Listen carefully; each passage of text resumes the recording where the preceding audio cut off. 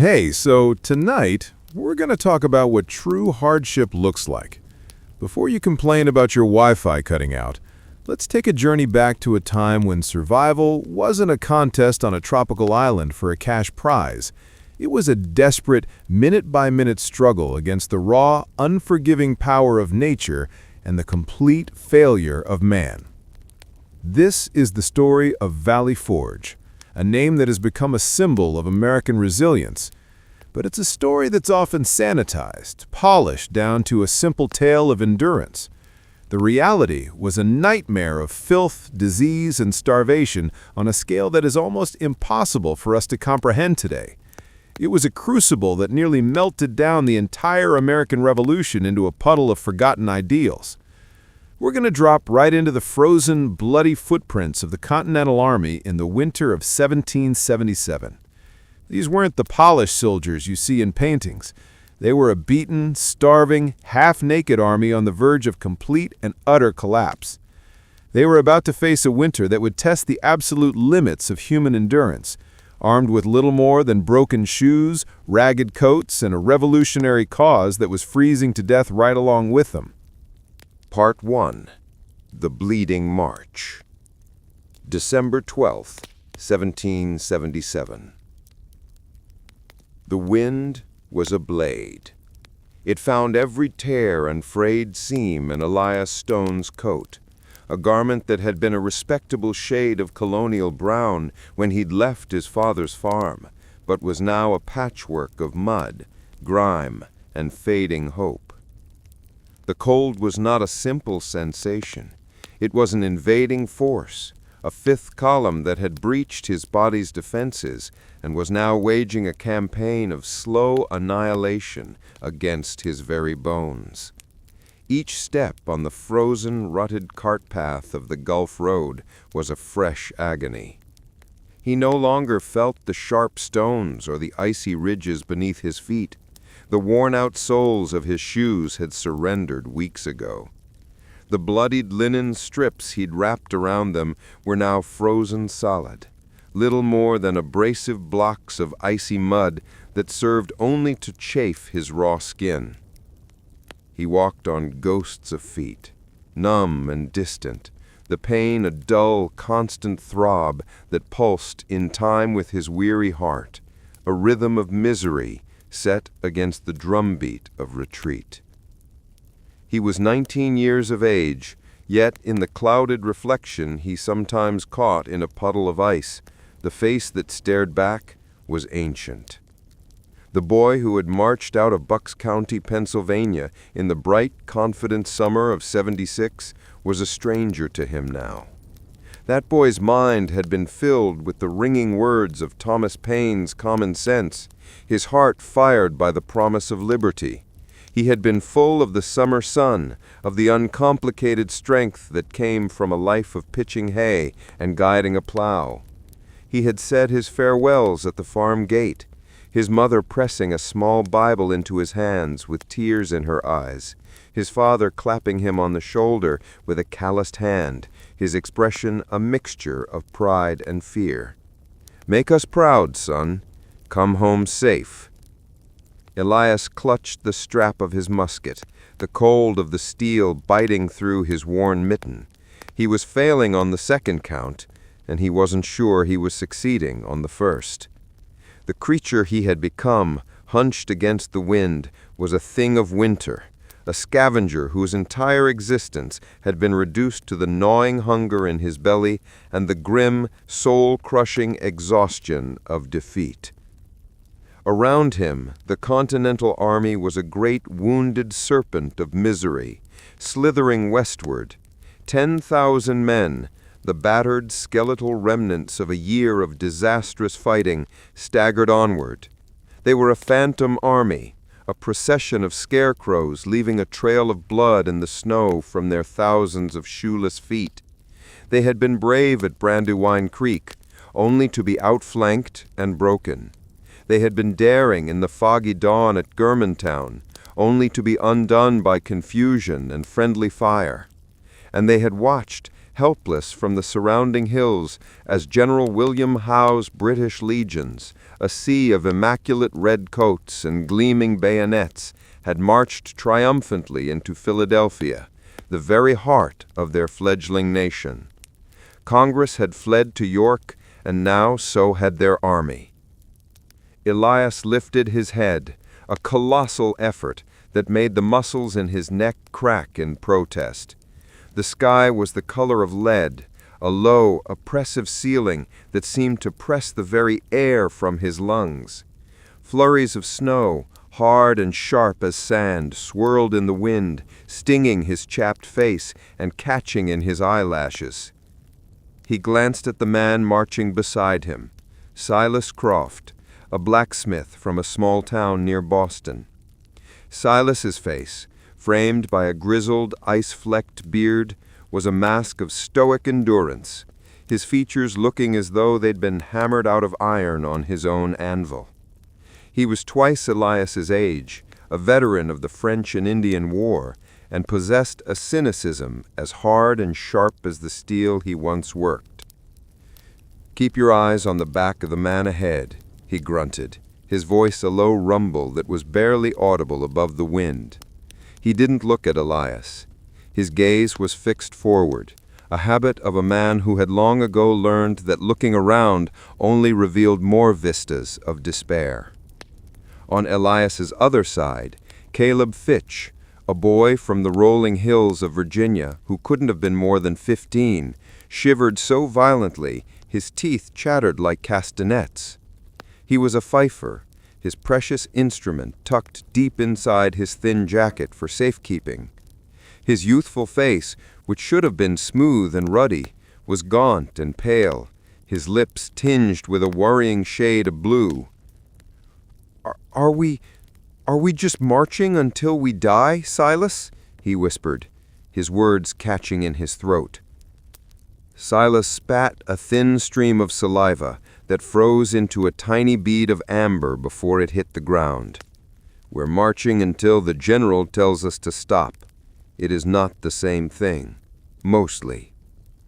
The general, George Washington. The name was a prayer on some lips, a curse on others. To some, he was the steadfast rock upon which their cause was built. To others, he was the architect of their defeats, a leader who had been consistently outmaneuvered and outfought. Elias had seen him only a handful of times, always from a distance. A tall, imposing figure on a great white horse, his face a study in grim determination, seeming to carry the weight of their entire struggle on his broad shoulders. He was the reason they were still an army, the singular force of will that prevented them from simply scattering to the winds and returning to their farms. But as Elias's stomach twisted with a hunger so profound it felt like a physical wound, he wondered if the general's resolve was enough to fill 10,000 empty bellies. Their world had shrunk to the next step, the next breath, the next meager fire. The grand ideals of liberty and freedom that had once seemed so clear were now distant, abstract concepts, like stars obscured by a thick bank of clouds. Survival was the only ideology that held any meaning. A crust of stale bread was more precious than any declaration. A dry pair of socks was a treasure beyond the riches of King George himself. That night, they made a miserable camp in a frozen, stubbled cornfield. There were no tents. Most had been lost in the retreat from Brandywine or simply rotted away from months of use. They huddled together for warmth, small groups of men building small, smoky fires with damp wood that hissed and sputtered, offering more blinding smoke than heat. Their dinner, for those lucky enough to have received a handful of flour, was the ubiquitous fire cake, a nauseating paste of flour and water, sometimes with a pinch of salt if they were fortunate, cooked on a hot stone scavenged from a farmer's wall. It was invariably charred black on the outside and cloyingly raw on the inside. It tasted of ash and desperation.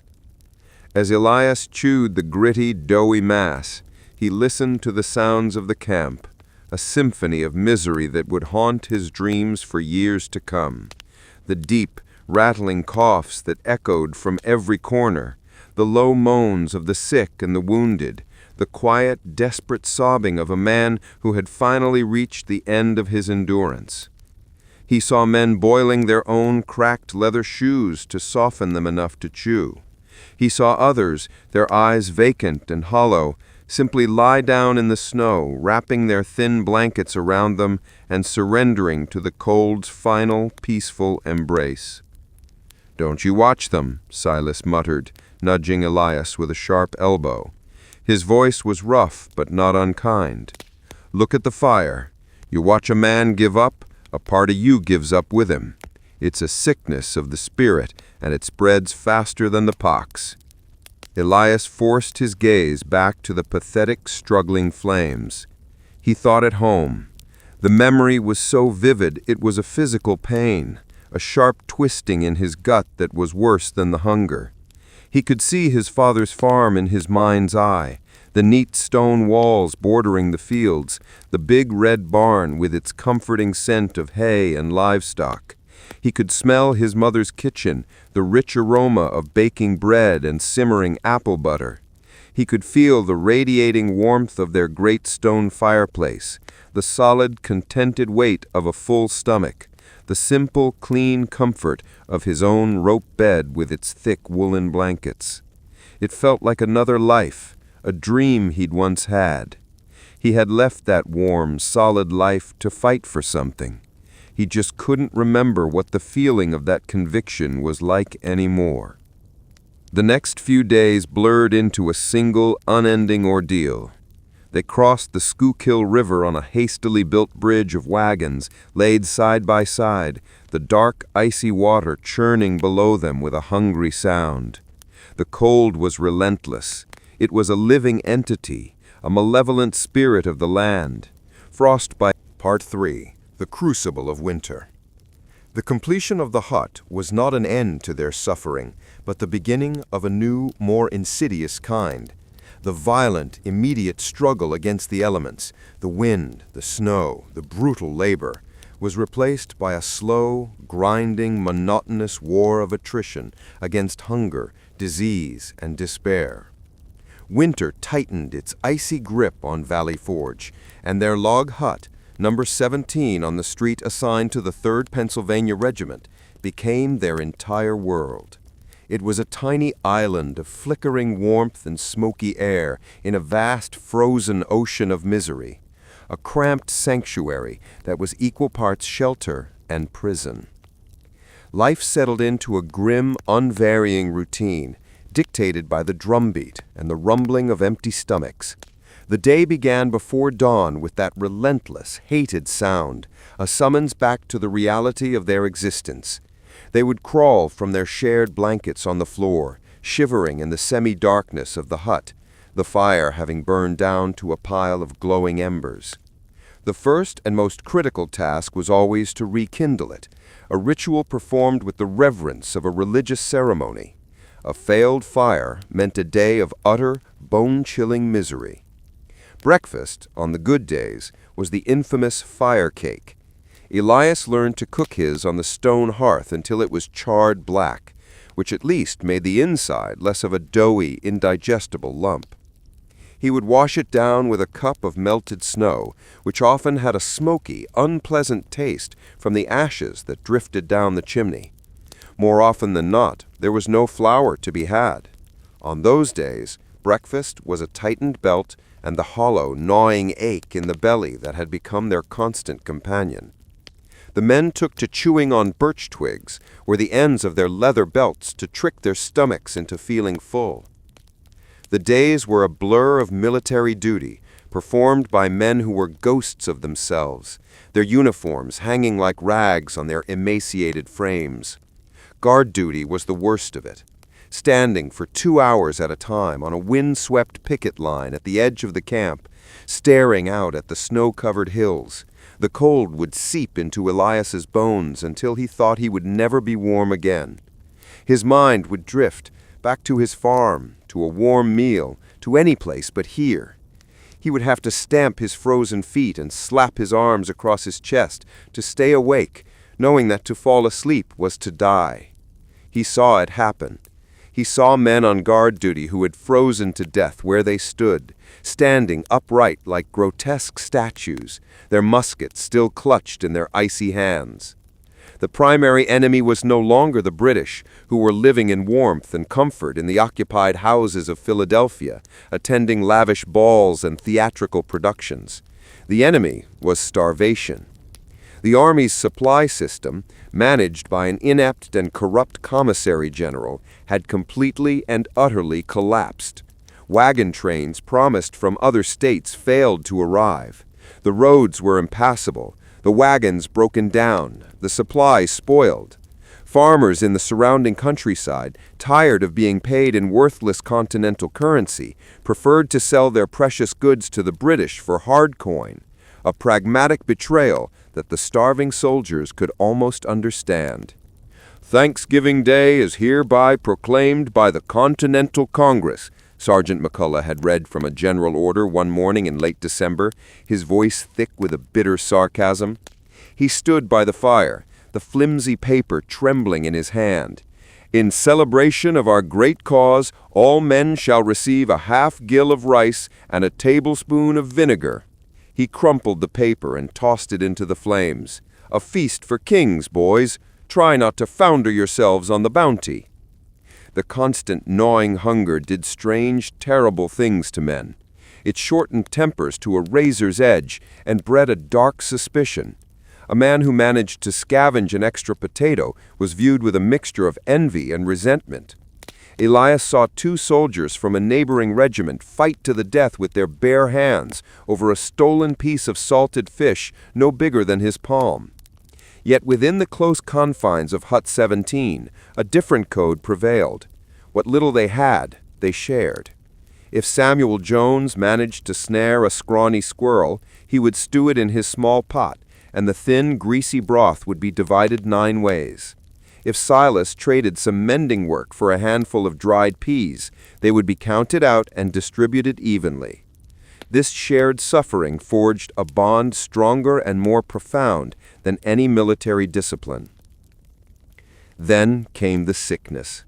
With thousands of malnourished men crammed into smoky, unsanitary huts, disease spread like wildfire. They called it putrid fever, a deadly and indiscriminate killer, a toxic mix of typhus, typhoid, and dysentery. It began with a raging fever and a blinding headache, progressed to a debilitating weakness and delirium, and often ended in a quiet, lonely death on a pallet of dirty straw. The camp's hospitals, housed in drafty barns and farmhouses, were overwhelmed. They were little more than charnel houses, places where men were sent to die,